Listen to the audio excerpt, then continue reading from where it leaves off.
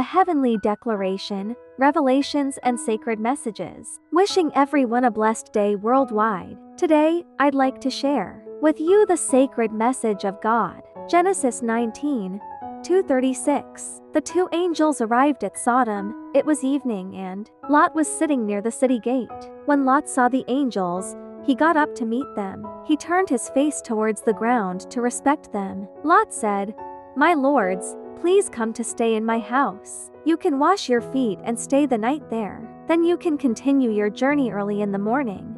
The angels replied, "No, we will stay the night here in this public place."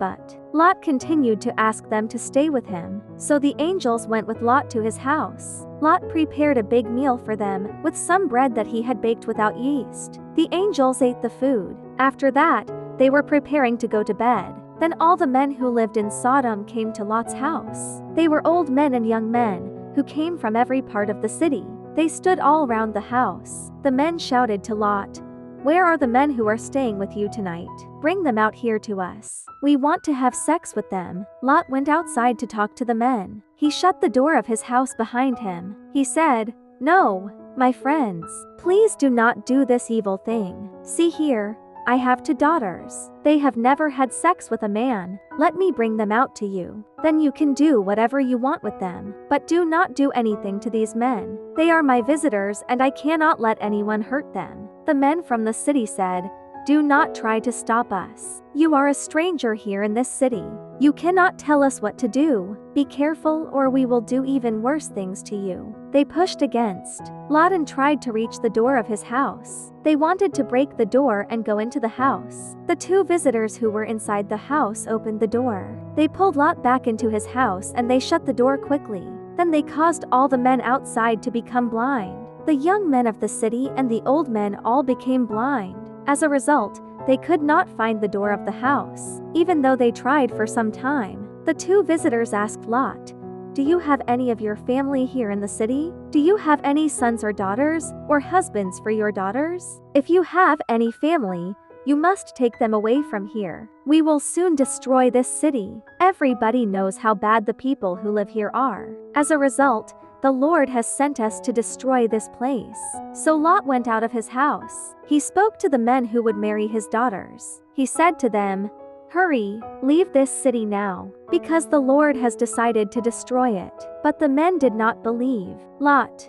They thought he was not being serious. At dawn, the 2 angels told Lot he must leave quickly. They said to him, "Hurry, take your wife and take your 2 daughters who are here. If you do not go quickly, you will all die when the Lord destroys the city." But Lot did not move. So the angels took hold of Lot's hand, as well as the hands of his wife and his 2 daughters. The Lord was very kind to Lot and his family, and the angels led them away from the city. When they had reached a place outside the city, one of the angels said, "Now run. Your lives are in danger. Do not look behind you. Do not stop anywhere in this valley. Run up into the mountains or you will die." But Lot said, "No, please, my lords, I cannot do that. I am your humble servant and you have been very kind to me. You have saved my life, but I cannot run away into the mountains. If I try to do that, this punishment will catch me before I reach there. Then I will surely die. Look, see that town over there. It is near and I can run to it safely. And it is a small town, so please let me run there. You can see that it is only a small place. If I go there, I will stay alive." The angel said to Lot, "Okay, I will let you do what you have asked. I will not destroy that town, but run there quickly. I cannot do anything until you arrive in the town." The name of the town became Zor, because it was small. Lot reached Zor at the time when the sun was rising that morning. Then the Lord poured sulfur that was on fire down on Sodom and Gomorrah. It fell from the sky like rain. In that way God destroyed those cities and everything in the valley. He killed all the people who lived in those cities, and he killed all the plants that grew on the land. But as they ran away, Lot's wife looked back at the city. When she did that, she became a large piece of salt, like a pillar. Early in the morning, Abraham returned to the place where he had spoken with the Lord. He looked towards Sodom and Gomorrah and the whole valley. He saw thick dark smoke that was rising from the land. It was the smoke from a big fire. When God destroyed the cities of the valley, he saved Lot from that punishment. God remembered what Abraham had asked him. He took Lot away from the cities where he had lived. Then God destroyed those cities. Lot was afraid to live in Zoar, so he took his two daughters, and they went up into the mountains. They lived together in a cave. One day, the older daughter said to her sister, "Our father is now old. There are no men who live near here, so there is nobody to marry us. We cannot have sex like everyone on the earth wants to do, so we should give our father much wine to drink. When he becomes drunk, we will have sex with him. Then our father's family will continue to have descendants." That night they caused their father to become drunk with wine. The older daughter had sex with him. Lot was very drunk. He did not know when she came to him, and he did not know when she left him. The next day the older daughter said to her younger sister, "Last night, had sex with my father. We should make him drunk with wine again tonight. Then you can have sex with him. As a result, our father's family will continue." So that night, they caused their father to become drunk again. The younger daughter had sex with her father. He did not know when she came to him, and he did not know when she left him. In that way, Lot caused both of his daughters to become pregnant. The older daughter gave birth to a son. She called him Moab. He became the ancestor of the Moabites. The younger daughter also gave birth to a son. She called him Ben-Ammi. He became the ancestor of the Ammonites. Genesis 20-17. Abraham traveled south to the Negev desert. He lived between Kadesh and Shur. For a time he stayed in Gerar. While he was there, Abraham told people that his wife, Sarah, was his sister. Because of this, the king of Gerar took Sarah so that she would become his wife. The king's name was Abimelech. But God appeared to Abimelech in a dream. He said to Abimelech, "Now you will die. The woman that you have taken to be your wife is already a married woman." But Abimelech had not yet touched Sarah. He said to God, "Lord, I have not done anything wrong. Surely you will not destroy me and my people." Abraham told me that Sarah was his sister, and she herself said, "I am his sister, so I am not guilty. I did not think that I was doing a bad thing." God spoke to Abimelech again in a dream. He said, "That is true. You did not think that you were doing something wrong. I know that, so I did not let you touch her. I stopped you from doing anything wrong against me. 7 You must now give her back to her husband. He is a prophet and he will pray for you. Because of that, you will not die, but if you do not give her back, you and all your people will surely die." Early the next morning, Abimelech called together his officers. He told them what had happened. When the officers heard about it, they were very afraid. Abimelech called Abraham to come to him. He said to Abraham, "Why have you done this bad thing against us? I have not done anything wrong against you. Now you have made me and the people in my kingdom guilty of a very bad thing. Nobody should ever do the things that you have done to me." Abimelech asked Abraham, "What caused you to do this?" Early the next morning, Abimelech called together his officers. He told them what had happened. When the officers heard about it, they were very afraid. Abimelech called Abraham to come to him. He said to Abraham, "Why have you done this bad thing against us? I have not done anything wrong against you. Now you have made me and the people in my kingdom guilty of a very bad thing. Nobody should ever do the things that you have done to me." Abimelech asked Abraham, "What caused you to do this?" Abraham replied, "I did it because I was afraid. I thought, the people here do not respect God.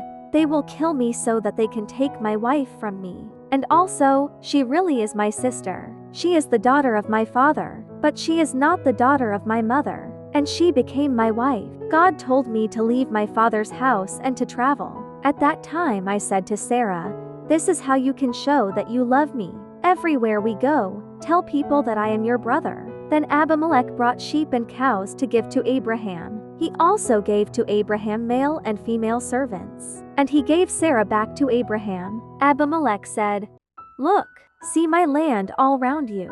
Go and live anywhere that you want to live." Abimelech said to Sarah, "I have given 1,000 pieces of silver to your brother. This is to show everyone that you yourself did nothing wrong. It will pay you for any trouble that you have received." Then Abraham prayed to God. As a result, God made Abimelech become well again. He also made Abimelech's wife and his female slaves become well, so that they could have children again. The Lord had made them unable to have children. He did this because of what happened to Abraham's wife, Sarah. Genesis 21-34. The Lord was kind to Sarah. He did what he had promised to do for her. Sarah became pregnant. She gave birth to a son for Abraham when he was very old. This happened at the time when God had said that it would. Abraham called his son Isaac. This is the son that Sarah gave birth to. When Isaac was 8 days old, Abraham circumcised him. That is what God had told him to do. Abraham was 100 years old when his son, Isaac, was born. Sarah said, "Now God has made me laugh. Everyone who hears about what has happened will be happy with me." She also said, "Abraham would never have thought that I would feed a child at my breasts, but I have given birth to a son for him, even when he is old." The child grew stronger, and he began to eat food. On that day, Abraham prepared a big party meal. Then Sarah saw that Ishmael was laughing at Isaac. Ishmael was the son of Abraham and Hagar, the Egyptian servant. So Sarah said to Abraham, "Send that slave woman and her son away from here. Ishmael must never receive any of our family's things. Everything must belong to my own son, Isaac." This made Abraham very sad, because Ishmael was his own son. God said to Abraham, "Do not be upset about Ishmael or about Hagar. Do whatever Sarah tells you. Your family's descendants will come through Isaac, not Ishmael. But because Ishmael is also your son, I will make his descendants become a great nation of people too." Abraham woke up early the next morning. He took some food and some water in a bottle that was made from animal skin. He gave them to Hagar and he put them on her shoulders. Then he sent Hagar away with their son, Ishmael. She went and she traveled round the wilderness of Beersheba. After they had drunk all the water, Hagar put her son in the shade under a bush. She herself went and sat down about 100 meters away from him. She thought, "I cannot watch the boy die." As she sat there, she began to cry. Ishmael was crying and God heard him. The angel of God spoke to Hagar from heaven. He said, "What is the trouble, Hagar? Do not be afraid. God has heard the boy while he is crying there. Go over to him and lift him up. Take hold of his hand and help him to stand. I will make him become a great nation of people." Then God helped Hagar to see clearly. She saw a well with water in it. She went to the well and she filled the bottle with water. She gave the boy some water to drink. God took care of Ishmael while he grew up. The boy lived in the desert. He became a hunter of wild animals. He lived in the Paran wilderness. Hagar, his mother, found an Egyptian wife for him to marry. At that time Phicol was the leader of King Abimelech's army.